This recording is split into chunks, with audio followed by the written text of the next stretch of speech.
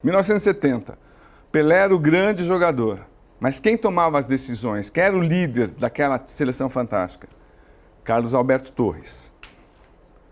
1994, Romário chamava a atenção da mídia, mas quem comandava aqueles jogadores era o Dunga. Vou dar um salto. 2002, Ronaldo chamava a nossa atenção lá no Japão e na Coreia, mas quem organizava e quem cobrava todos os jogadores era o Cafu. Santos disputando a Libertadores com o Neymar. Ninguém enxergava mais ninguém, mas quem comandava aquele time, quem segurava aquele time, está aqui do meu lado. Edu Dracena, muito obrigado por você estar aqui. Eu que agradeço, Cosme, é um prazer estar aqui com vocês, satisfação, ainda mais, a gente estava para marcar essa entrevista há muito tempo, né? Ainda bem que deu tudo certo. Pô, ainda bem. Edu, o que é ser um líder? O que é segurar um time que tem um dos maiores jogadores do mundo, como o Neymar? Como é que é isso? Fazer com que ele jogue para o time, como ele jogou aquela Libertadores fantástica. Como é que é conviver com isso? Eu acho que é uma experiência boa, mas ao mesmo tempo com uma responsabilidade muito grande, né? Porque a gente sabia que a grande estrela daquele time era o Neymar. Né? Ninguém o questionava sobre isso. Mas para ter eu falo assim, um time para ser vitorioso, você não pode ter só jogadores bons, você tem que ter um time bom, um grupo bom, um ambiente bom. E assim a gente foi fazendo esse ambiente no Santos.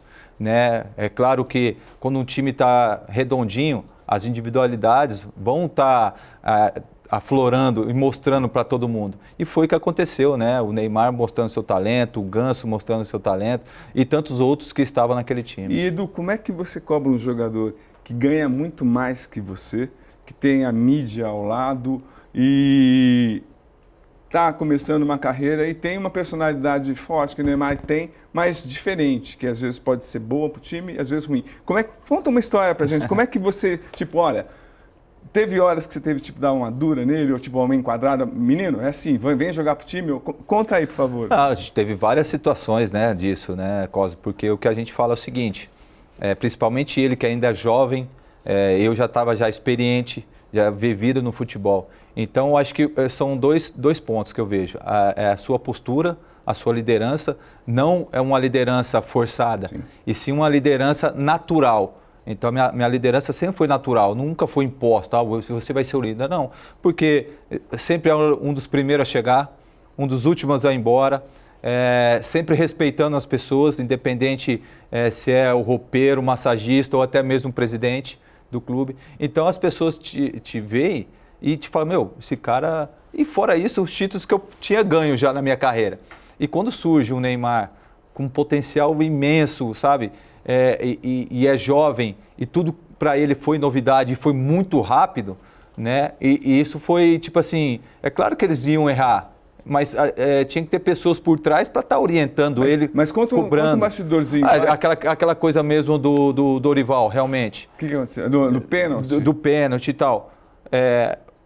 Foi estipulado para o Marcel bater o pênalti. Sempre foi aquilo ali.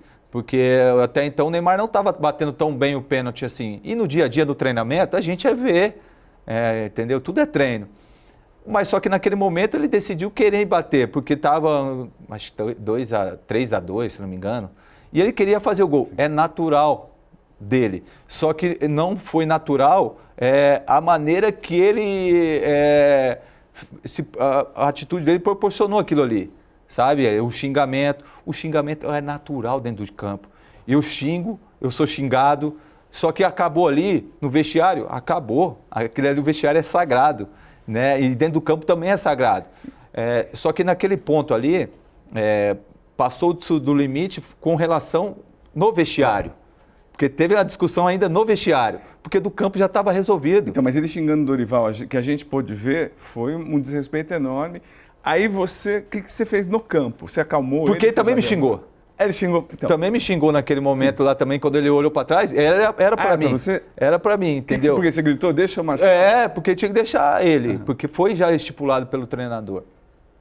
Mas só que passando do ponto da maneira como foi, isso foi pro vestiário. E aí pegou-se também o auxiliar do Dorival, que aí também já estava de cabeça quente, mas acabou ali, acabou. Então, só que aí no outro dia, o que acontece é o seguinte, Cosme, jogador de futebol é pior que criança.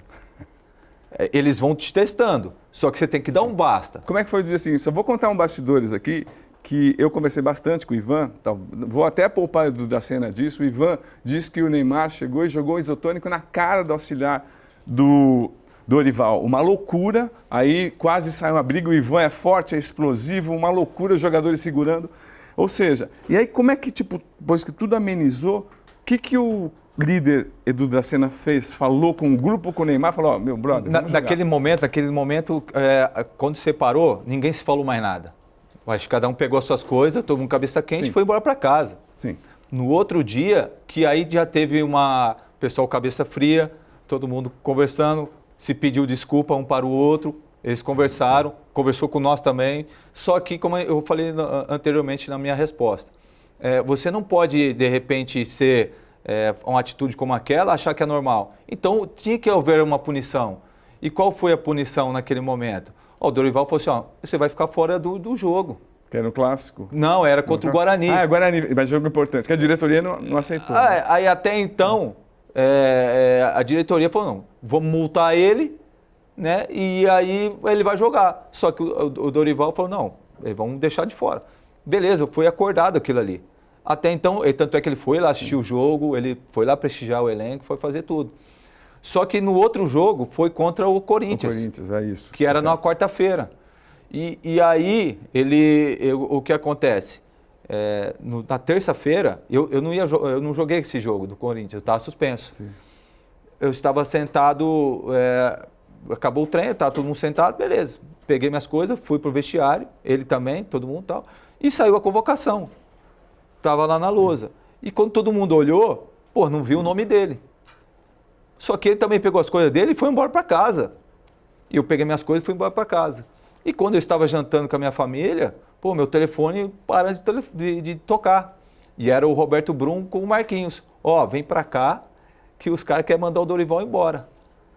Falei, mas como assim? Não, vem para cá. Tanto é que eu fui, entrei por trás ali do CT e quando eu cheguei lá, já dei de cara com o vice-presidente, falou, não, o combinado não foi esse, era só um jogo, ele não levou o Neymar, aí foi aquela confusão. Mas agora, isso que eu queria deixar claro, qual que é a função do líder? Você falou no ouvido de quem, acalmou quem, tipo, por exemplo, numa crise dessa, que atitude você tomou? Minha atitude foi acalmar primeiro, se posicionar, peraí, você é jogador como eu. Você que está falando com quem? Com o Neymar? Eu falei com ele, falei com outros também, falei, vem cá, não pode. Até porque ele é ainda um moleque, uma criança, está começando. Ele também tem que saber o lugar dele. Falei, Neymar, vai embora, vai para sua casa, vai ficar com sua cabeça, conversa com seu pai, porque seu pai foi jogador também, entendeu? E amanhã a gente conversa. Só que no outro dia seguinte, a gente fez o regenerativo e como o Neymar sempre fez, ele não gostava de fazer regenerativo. Ele ia treinar junto com os jogadores que não jogaram. Entendeu? Então a gente não se encontrou na segunda-feira. E aí, na terça-feira que a gente se encontrou, já estava tudo zerado.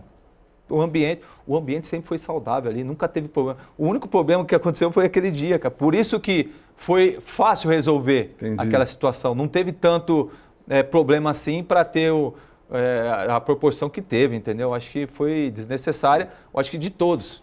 Do Neymar, do Dorival, da diretoria. Entendeu? Não, perfeito. Edu, você tem uma carreira tão rica que eu vou por partes, assim, para a gente deixar claro, assim.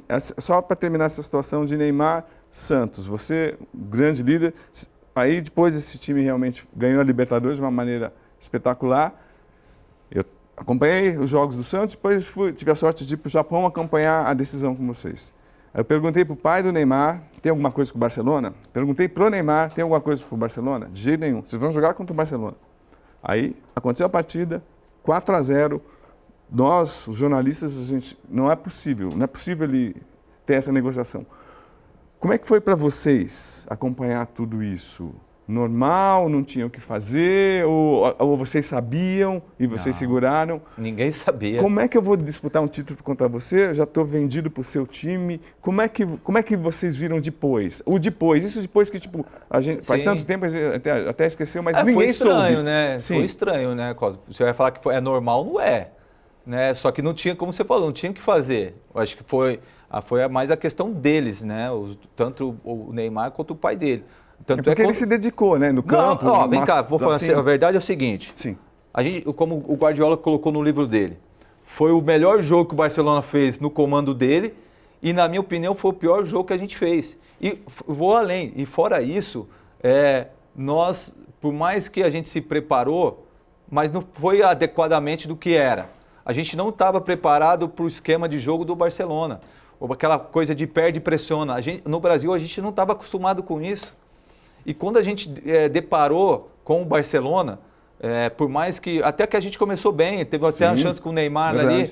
Só que quando o jogo começou a se desenrolar, a gente pegava a bola, os caras já estavam aqui no seu cangote. Aí a gente perdia a bola, vamos correr atrás. Aí os caras tocando para cá, tocando para lá, tocando para lá. Você não via a cor da bola. E quando você recuperava, a perna estava desse tamanho, cansada. E, cara, e eu vou falar um negócio para você... para mim foi o maior orgulho de estar lá, porque não é fácil. Chegar no Mundial. Chegar no Mundial de clubes, primeiro, para ser campeão Libertadores. Segundo, para você estar lá, passar numa semifinal. Haja visto, vários times ficam numa semifinal. O que eu falo assim, o jogo mais difícil é a semifinal, porque é o primeiro jogo que você está lá. O outro time já está vindo de jogos já lá, entendeu? Você já está... E fora isso, a responsabilidade sua de ir para a final. E aí você pega um Barcelona... o melhor jogo, com o melhor jogador, que é o Messi, e você faz o seu pior jogo, eu acho que foi, se você for ver, foi até pouco, 4-0. Sim.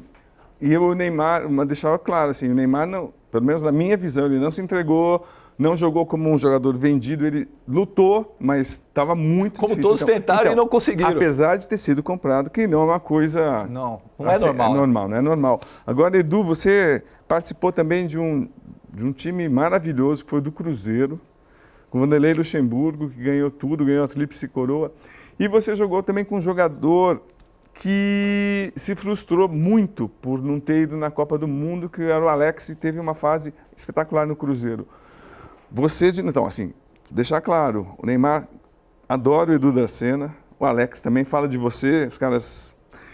E por coincidência, eu estava lendo muito a seu respeito, os dois já falaram de você, com conversas que tiveram com você em momentos diferentes. Sim. Como é que foi conviver com o Alex naquele momento que, poxa, ele não foi para a Copa do Mundo, deveria estar frustrado, e ele jogou demais. Como é que foi isso? Eu tive a oportunidade de jogar com o Alex em 2 times, né? Tá. Cruzeiro e Fenerbahçe. É verdade, o Fenerbahçe tem razão. Então eu peguei o Alex assim, uma das melhores fases da carreira dele, entendeu? No Cruzeiro de 2003 foi impressionante o que ele fez. Para nós, porque eu estava começando, eu era jovem ainda, e aí você vê aquele cara que você só acostumado a ver pela televisão, fazer aquilo presencialmente na sua frente, por isso que eu falo que sou um cara muito privilegiado e grato por tudo que eu passei no futebol, de ter jogado com grandes jogadores, né? Então você pega, por exemplo, o Alex, vai na Turquia, o Alex é beneficiado. Então, mas em 2003 ele não estava frustrado? Não. Ou ele quis jogar mais? Como é que era? Porque ele perdeu uma Copa do Mundo. Claro. Só que em 2003 ele estava naquela fase tudo. Aí quando ele vai para a Turquia, não sei se de repente ou tirou da Copa do Mundo 2006, Sim, poderia ter ido, né? Também eu poderia. acho que é um ano. Eu acredito que em 2002, eu acho que ele não sei se ele teria ido, porque em 2002 ele não foi tão bem assim. Ele estava no Cruzeiro, aí no Cruzeiro ele não jogou também tão bem, tanto é que quando o Vanderlei chega, os caras do Cruzeiro não queriam ele, só que o Vanderlei bancou ele, falou assim, comigo ele vai jogar, e haja visto que ele fez em 2003. Só que em 2006 eu acredito que ele poderia ter ido, aí sim, porque o que ele fez em 2003 e que continuou fazendo no Fenerbahçe, cara, com certeza teria que ter uma chance na Copa do Mundo. Não, então, porque em 2002, ele chega o Filipão, aí o Alex tinha toda a confiança, né? Não, foi 2001 que chegou o Filipão, vai me convocar, tal. Eu fiz entrevista com ele e tal. E aí ele falou, e no fim ele leva o Kaká, que fez um amistoso só contra a Islândia, O último, né? O último, estava lá em Cuiabá, todos os islandeses morrendo de calor, não conseguindo nem andar em campo. Foi isso que o Alex achou meio injusto. Mas o que ele significou para o Cruzeiro nessa tríplice coroa? Tudo. É claro que ele não jogou sozinho. Sim. Eu falo assim, o seguinte, Lógico, para o cara ter igual o Neymar, o Alex, tem que ter os pedreiros por trás que a gente fala, né? Aqueles carregadores de piano. Qual que é a diferença dos dois times, do Santos e do Cruzeiro? O que você pode falar de mais gritante dos dois times vencedores que você teve? A diferença? Tinha um super craque dos dois Sim. times. Ou então, qual que é a semelhança? Então, o que você acha aqui? Eu achei, tipo assim, o Cruzeiro 2003 teve mais constância o ano todo. Nosso time jogou 6 meses, porque o Libertadores era até junho, né? Verdade. Então acabava ali, então a gente passou que 3, 4 meses, entre aspas, treinando o brasileiro para jogar a final. A de 2003, não, a gente foi no Campeonato Mineiro, fomos campeões. Fomos para a Copa do Brasil no meio do ano, fomos campeões. Incrível. Seguimos com a mesma pressão, haja visto que no último jogo contra o Bahia, eu lembro até hoje, já era campeão, o Bahia brigando para não cair. Fomos para lá, não concentramos nem nada, mas fomos fazer o jogo. No primeiro tempo, acabou 4-0 para nós. E aí faltava não sei quantos gols para a gente completar o 100º jogo. Sim. Aí o Vanderlei chegou no vestiário, deu o maior esporro na gente. Agora eu quero que você faça mais gol, não quero nem saber quem mandou vocês fazerem gol e tal. Então, aí, tanto é que foi 8-0 e a gente conseguiu passar mais de 100 gols naquela temporada, mais de 100 pontos. Então, isso mostra que a constância, a regularidade ao ano todo, eu acho que fez a diferença do Santos para o Cruzeiro. Dois técnicos nos melhores momentos da carreira, Muricy e Luxemburgo. O que eles tinham de bom? Você acha que eles deveriam ter ido além em seleção brasileira, tipo, ter chegado a uma Copa do Mundo? O que você gosta dos dois? Eu acredito que os dois poderiam ter ido na seleção brasileira. O Vanderlei foi, mas ficou pouco tempo, uma Copa do Mundo, sabe, para ele terminar o trabalho que ele começou, né? Ele começou em 98, se eu não me engano, e aí não conseguiu ir para a Copa de 2002. Eu acho que de repente faltou isso aí para ele. O que ele tinha de especial? Quem tem de especial? Ele tirava o máximo dos atletas. Eu acho que são épocas que, tipo assim, hoje, eu trabalhei com ele no Palmeiras agora, recentemente, eu no dia a dia falei assim, pô, professor, o senhor mudou muito, hein? Do que o senhor era e de agora. Eu falei assim, mas tudo mudou, você tem que ir também se adaptando. Mas o que ele virou? Mais manager? Mais ele ficou mais calmo.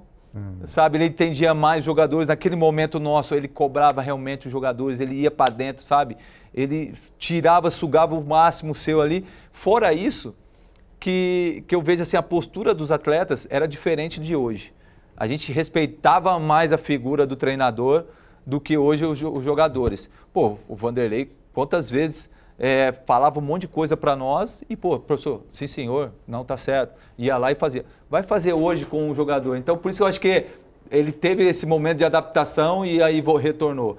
Com relação ao Muricy, ele é um cara que, é na dele, ele sabe a hora de cobrar, ele não tem diferença entre o craque Neymar com o moleque que está começando. Então, ele sempre tratou todo mundo da mesma forma.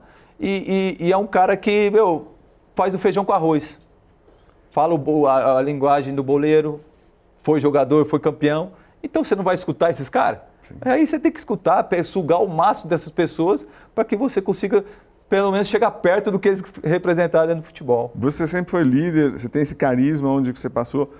Você acha que o jogador de futebol precisa de um técnico que fique cobrando, gritando, exigindo o máximo? Hoje é diferente. Ou não? Então, como lidar com um jogador hoje? E é bom explicar assim, o jogador o quê? Que ele é? É mais mimado, é mais protegido? Está cercado de pessoas que tentam orientar a carreira? O que é diferente? Como eu falo assim, né? Quem tem filho, igual eu tenho 2, eu sei também que é difícil educar, é difícil você falar. Eles acham que ele sabe tudo. Você vai falar pro seu filho, faz isso, ele fala, entra no ouvido e sai no outro. É o que às vezes acontece com o jogador de futebol hoje, sabe? Às vezes você quer orientá-los, não faz isso e tal, mas ele acha que você está querendo prejudicar ele, está querendo ser melhor do que ele. Pelo contrário, como eu falei no início que a gente estava conversando, a experiência você adquire, você não compra. Entendeu? Se um cara mais velho está falando uma coisa para você, peraí, deixa eu analisar o que o Cosmo está falando para mim. Serviu para mim? Beleza, eu vou. Se não serviu, obrigado, Cosmo. Faz parte disso a vida, é um aprendizado que você tem diariamente. E hoje os jogadores é aquela coisa, não tem aquela coisa de acabar o treino, ficar treinando o específico, os fundamentos, sabe? Acaba o treino, pego minhas coisas, vou tomar banho, pego meu celular e fico aqui, cara. Mas o que é isso? Você acha que é novos tempos? Novos tempos, é modernidade, é rede social, é você ter like, é você ter seguidores, envolve muitas coisas e eu acho que o principal, eles estão esquecendo um pouco de fazer, que é, sabe, se preparar, aproveitar o momento que eles estão hoje, porque hoje o atleta, não vou falar jogador, hoje o cara tem que ser atleta de futebol. Hoje o cara tem que se cuidar, a alimentação, para você dormir, né? Porque hoje a maneira como está se jogando é correria, é força. Hoje está muito igualada a parte técnica, o que o cara às vezes tem um pouquinho a mais, o cara já sobressai. Então, cara, aproveite esse momento. Financeiramente hoje também está muito melhor do que era. Vem evoluindo e faz parte isso do futebol. E é difícil lidar, como é para mandar? Como é que você vai cobrar um jogador que não aceita cobrança, personalidade forte, empresário? É difícil até porque, eu falo assim sempre, porque a gente pega às vezes, escuta algumas histórias de jogadores jovens que de repente a família foca só naquilo do filho. Sim. Aí o filho daqui a pouco começa a ganhar dinheiro. Daqui um pouco quem paga as contas da sua casa é o filho. E o pai às vezes e a mãe fica numa encruzilhada, peraí, vou dar uma dura ao meu filho, mas é ele que paga. Por isso que eu falo assim, muitas das vezes o moleque está começando, o pai para de trabalhar, a mãe fala, não, tem que continuar trabalhando. Porque você que é o chefe da família, não é o filho não. Entendeu? Entendo. Eu, graças a Deus, eu vim de uma família que meu pai nunca deixou de trabalhar para me seguir. Mesmo você Mesmo eu sendo, grande. meu pai sempre teve a vida dele e eu tive a minha. E fora isso, ele me educou de uma forma que eu falo com ele todos os dias, eu peço bênção para ele e para minha mãe, entendeu? E eu escuto, eu falo assim, para um atleta ser bem sucedido, acho que tem que ter pessoas ao seu redor que querem seu bem. Quantas vezes meu pai me deu dura, me julga assim, pô, você fez isso, fez aquilo. Pô, pelo contrário, eu não ficava triste, não, eu ficava, pô, tá bom, cara, eu ficava analisando, pô, tá certo, pai. É isso aí mesmo. Aí eu ia lá, treinava, meu irmão. Então eu falo assim, o jogador de futebol é uma empresa. Eu falo assim, você tem que ficar focado em jogar futebol, mas em sua volta tem que ter pessoas que gostam de você, que vai cuidar do seu dinheiro. A minha esposa que cuidou dos meus filhos de uma forma espetacular, porque muitas das vezes ela foi mãe e pai ao mesmo tempo.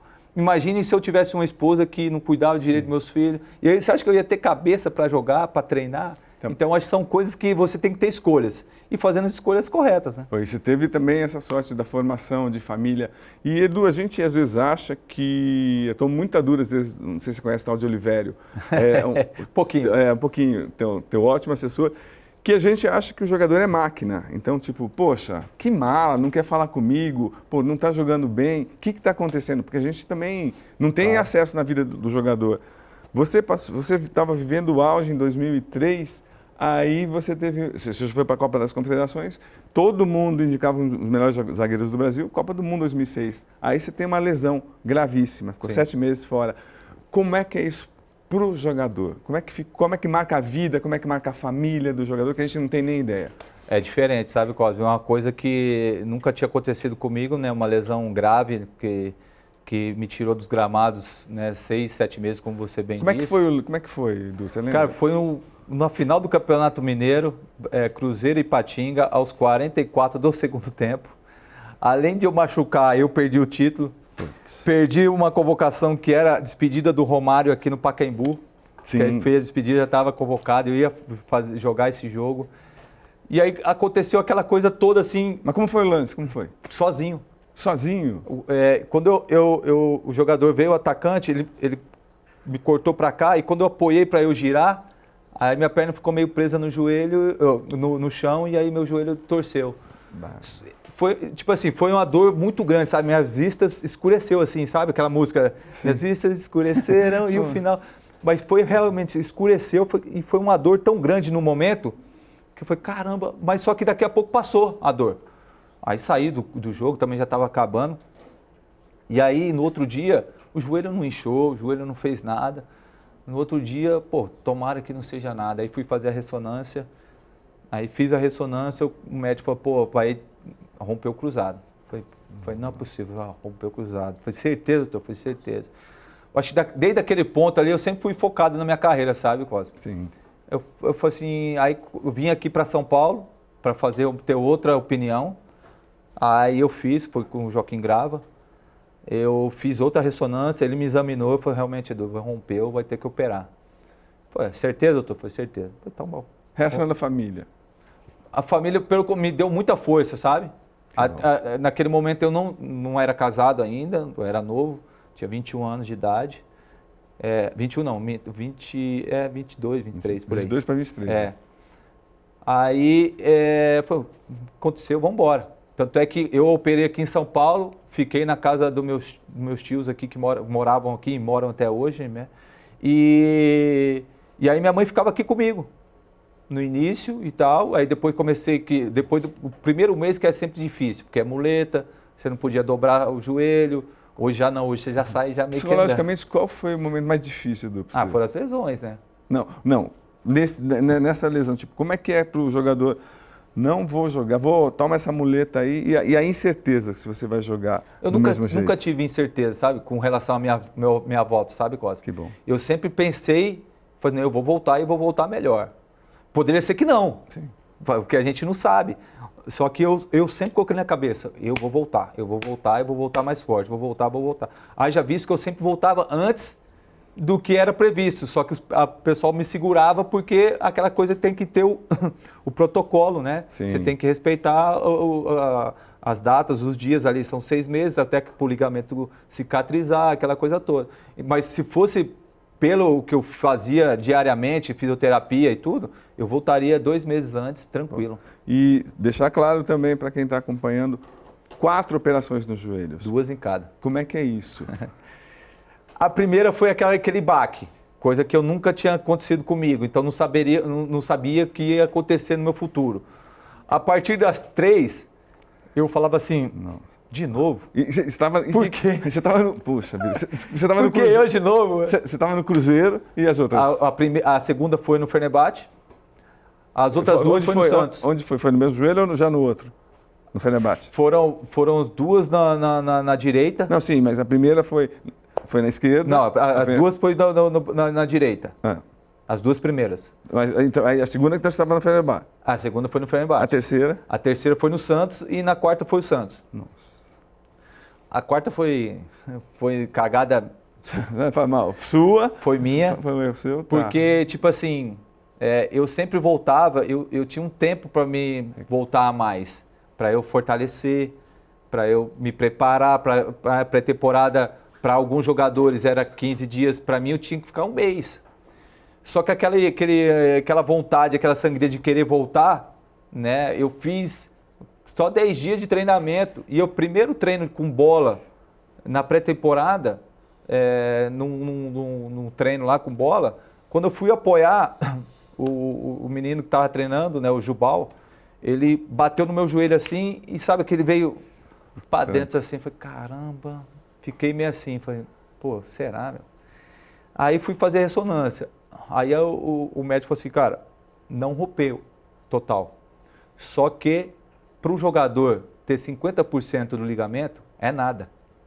Então, vão ter que operar você de novo. E eu tinha feito a minha última em 2012, penúltima. E aí eu machuquei em janeiro de 2014. Falei, cara, não consegui nem voltar direito, e aí... Mas faz parte. Mas, Edu, então é impressionante, só para não deixar passar isso da seleção brasileira. Assim que você teve essa primeira grande contusão, as chances diminuíram. Foi por você ter ido na Turquia ou foi a lesão? Como é que você acha? Porque eu acompanhei bem esse futebol, acho que você tinha toda a condição de ter disputado uma Copa do Mundo. Por que não aconteceu? Primeiro eu agradeço, né, Cosme, porque a gente sabe que...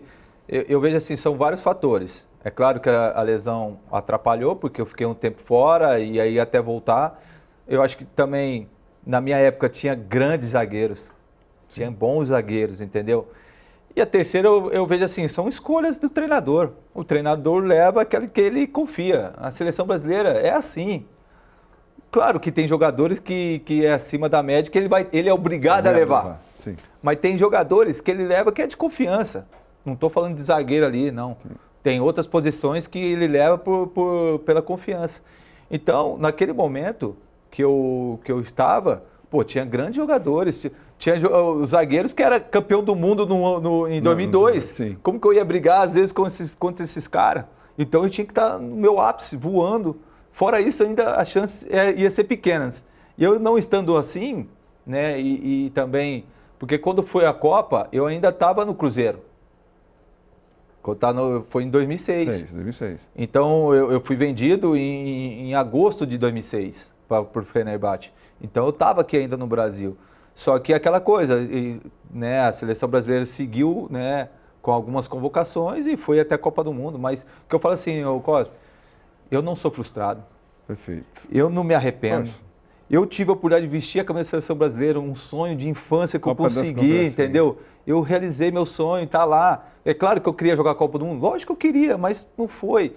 E aí eu fiz da seleção os meus clubes onde que eu estava. Aí já visto por isso que os títulos que eu conquistei. Porque eu focava naquele, eu quero ser campeão, não importa quem vai fazer o gol, Cosme, eu quero estar lá, irmão. Eu quero dar a volta olímpica. E você ganhou. Foi. Agora, Edu, analisando, vamos deixar assim, vamos deixar, vou voltar a essa pergunta. Agora, Edu, a gente não pode esquecer que você é um jogador que passou por clubes grandes, rivais. Como é que foi isso aqui em São Paulo? Aí você chega Corinthians, chega Palmeiras, como é isso? E você consegue não entrar em choque com as torcidas, pelo contrário, tem apoio das torcidas, Santos, como é que é isso? Me explica. O que eu falo sempre time assim, por time, por favor. Primeiro, quando eu chego no Santos, cara, jogar em São Paulo sempre é o ápice do jogador, porque em São Paulo é o campeonato mais difícil, é o Campeonato Paulista. Os melhores clubes estão aqui. É claro, tem outros lugares que estão, tanto o Cruzeiro, Atlético, Flamengo, todos os outros são importantes sim, mas para nós aqui, eu sou do interior de São Paulo, então eu cresci vendo isso aqui, né? Corinthians, Palmeiras, Santos, né? São Paulo. Então, aí quando eu venho para cá, porque eu comecei no Guarani de Campinas, aí eu vou para o Cruzeiro. Então, quando eu venho para o Santos, eu estou jogando um time grande de São Paulo, estou jogando um time onde Pelé, aquela coisa toda. E eu começo a fazer a minha história ali dentro do clube, onde que o clube, que eu falo sempre, eu tenho uma gratidão muito grande pelo Santos, desde quando eu joguei lá, porque quando eu vou para o Santos, eu vou lesionado, de 2009 no Cruzeiro. Verdade, você tem razão. Então, quem acreditou em mim foi o Vanderlei, né, juntamente com o Santos, acreditou, que era o Marcelo Teixeira, que era o presidente. Então, eles acreditaram. Então, eu tenho uma gratidão muito grande pelo clube, cara. Eu gosto demais. Mas você retribuiu bem em campo. Os dois. Libertadores. Né, contrapartida foi os dois. Ele me deu a oportunidade e eu aproveitei a oportunidade. E aí, eu jogo no Santos 6 anos. Não é fácil você jogar 6 anos num clube grande como o Santos e ganhar o que eu ganhei, graças a Deus. Aí você sai de um Santos e vai para um Corinthians, que é o maior rival, né? E eu falo assim, todas as vezes que eu saio de um clube e vou para o outro, cara, a recepção é maravilhosa. Porque eu nunca fui... Por que você foi para o Corinthians? Porque aquela coisa de ser desafiado. Porque muitas das vezes as pessoas lá falavam assim, o Edu já é o último ano da carreira dele, já deu o que tinha que dar. Você foi para o Corinthians com quantos anos, Edu? Tinha 33. Puta, 33 já. Foi com 33. E aí quando pinta a oportunidade para ir para o Corinthians, eu não penso 2 vezes. Vou para lá, cara, o Corinthians está me querendo. Eu vou para o Corinthians lá e eu vou mostrar para mim, claro, para mim mesmo que eu posso. Porque muitas das vezes, Cosme, quando a gente fica muito tempo num clube, queira que sim ou não, você fica acomodado. Por mais que você acaba conquistando o clube, aquela coisa tipo assim, você acha que é a sua cadeira, essa aqui é a minha. Sentei 6 anos nessa cadeira.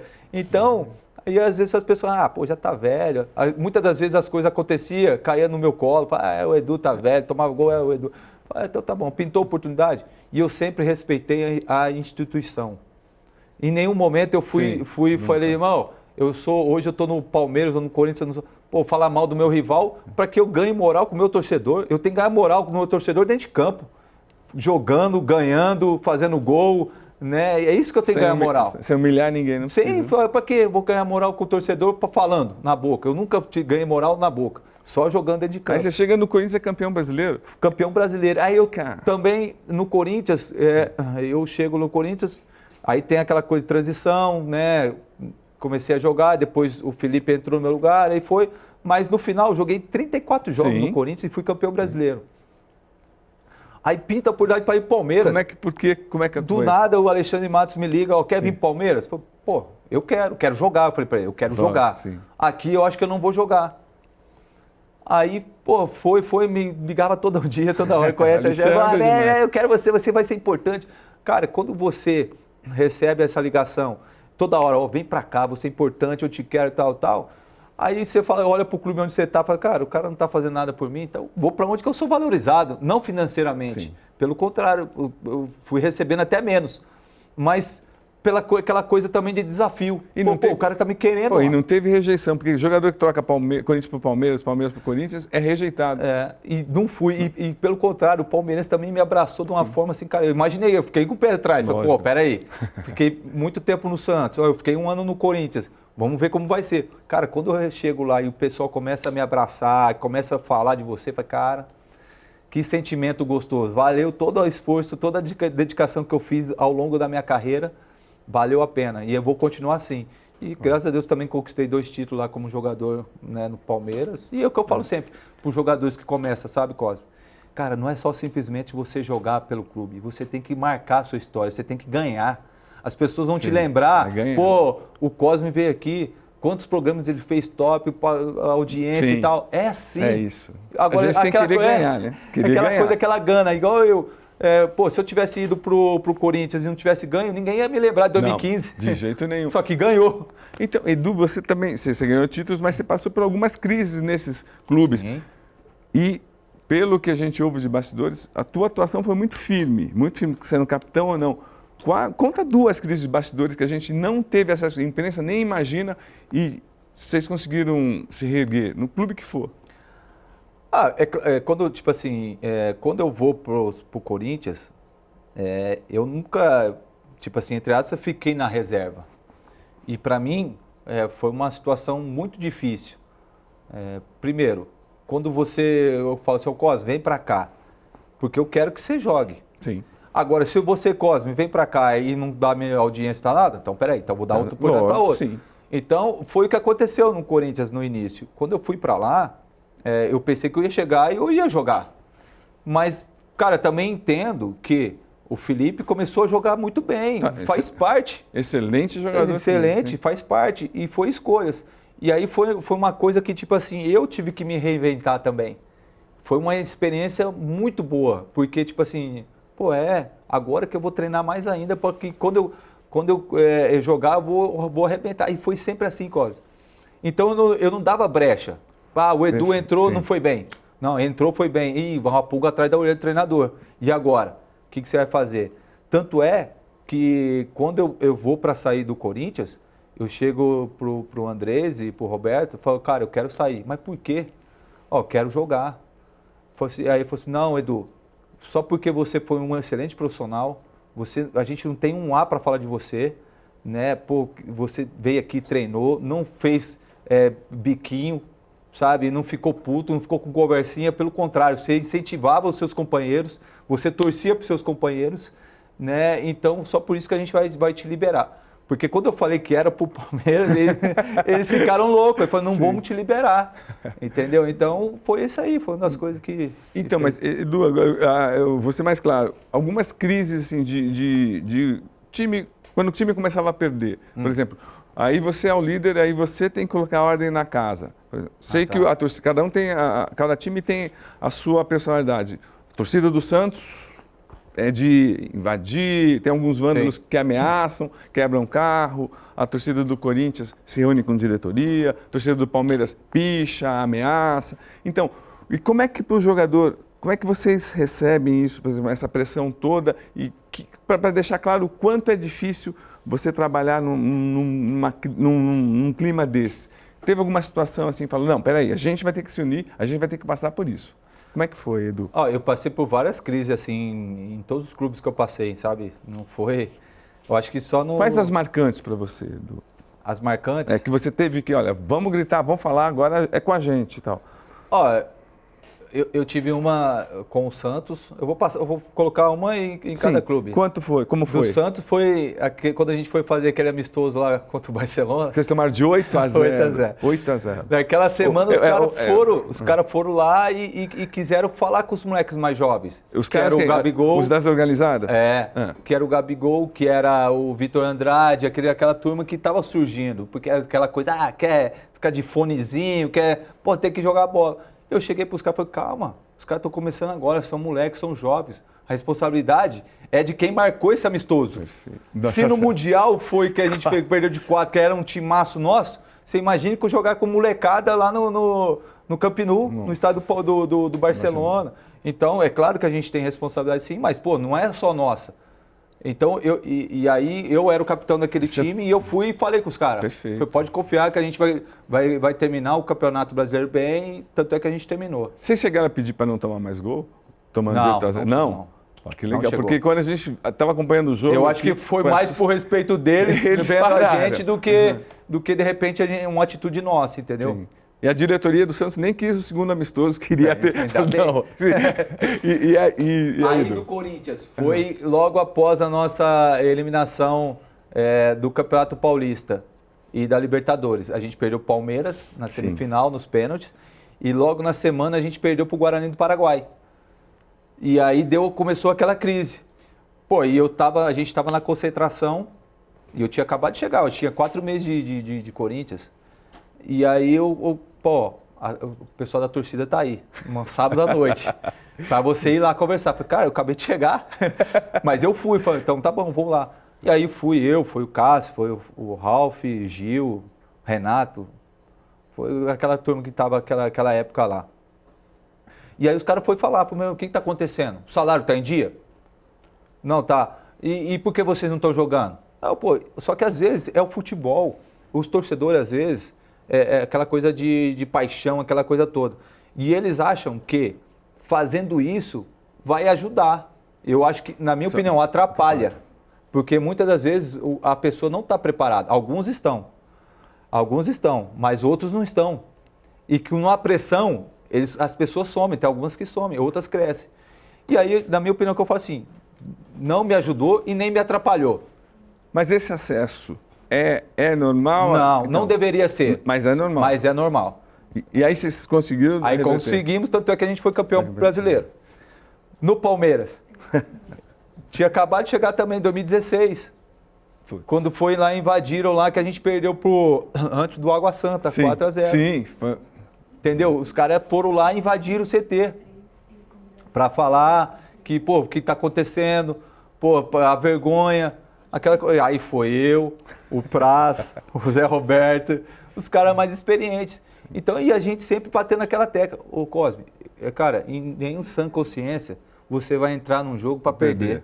Você não quer jogar mal, você não quer errar uma bola. Porque nós somos vistos, não só ali no estádio, os torcedores, mas a televisão, cara. Quantos estão assistindo? É a sua imagem, é a minha imagem. Então eu quero fazer o meu melhor, mas nós somos seres humanos. Às vezes a gente acorda um dia legal, que dá tudo certo, tem dia que você não acorda legal, dá tudo errado. Só que você tem que ter cabeça fria, acreditar no seu potencial. E o que eu falo sempre assim, Cosme, você achar um equilíbrio. Perfeito. E nem quando você está bem, que você achar que você é o melhor do mundo, e nem quando você está mal, que você achar o pior do mundo. É o equilíbrio. Tem dia que eu vou estar aqui, tem dia que eu vou estar, mas eu tenho que estar aqui, ó, bem perto. E eu sempre fiz isso na minha carreira. Eu nunca fui um grande jogador assim, mas eu sempre fui regular. Edu, você teve essa vivência absurda, títulos, derrotas, seleção brasileira, mas muito mais vitórias. Você participou de times históricos. Você chegou no Santos, não, você chegou no Palmeiras como dirigente, porque você tem essa personalidade, sempre teve essa liderança. Sim. Isso a gente sempre ouviu da imprensa. Você chegou no Palmeiras, depois você foi para o Santos, e aí, presidente do Santos falando de você, depois você falando do presidente do Santos. Essa curta experiência já, curta não, são 2 anos, quase 3 anos disso. O que te ensinou e qual que vai ser seus futuros passos? O que você quer? Porque com a personalidade que você tem, com a sua responsabilidade, você tanto pode ser, para mim, eu acho que você daria um excepcional técnico, ou você pode ser um dirigente. O que você quer? E o que te ensinou toda essa confusão já, de Santos, de Palmeiras? Porque cada dia, assim, você acaba se surpreendendo com as pessoas, sabe? É claro que ninguém é ingênuo. É claro que, só que quando você recebe uma ligação, você fala, ó, você vai ter carta branca, você vai fazer o que você quiser, mas chega na hora do vamos ver, isso não acontece, então não sou eu que é o errado. É a pessoa que falou isso que é o errado. Isso foi no Santos? Isso, foi no Santos.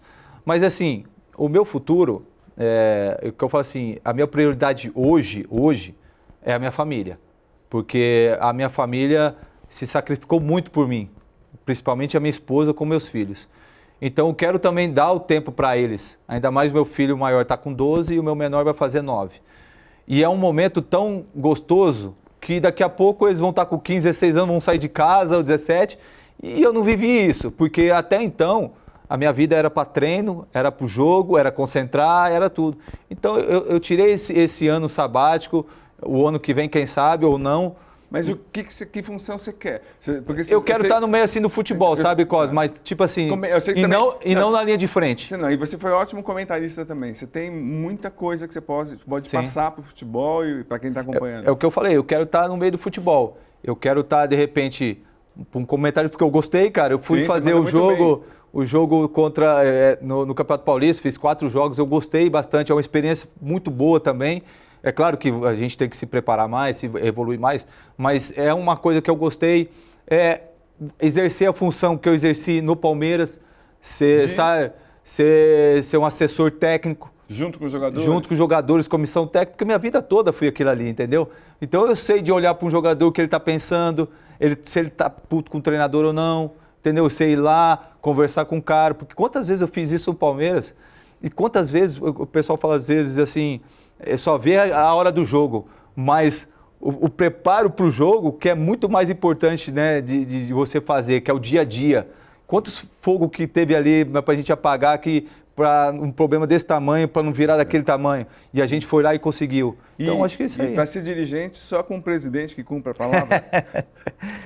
Cara, tipo assim, eu acho que foi uma experiência boa e ruim ao mesmo tempo. Mas uma lição, né? Uma lição, uma experiência muito boa para mim. Porque já peguei no futebol vários tipos de pessoas. Mas eu acredito que não igual o que eu peguei no Santos. Isso. Entendeu? Ao longo da minha carreira.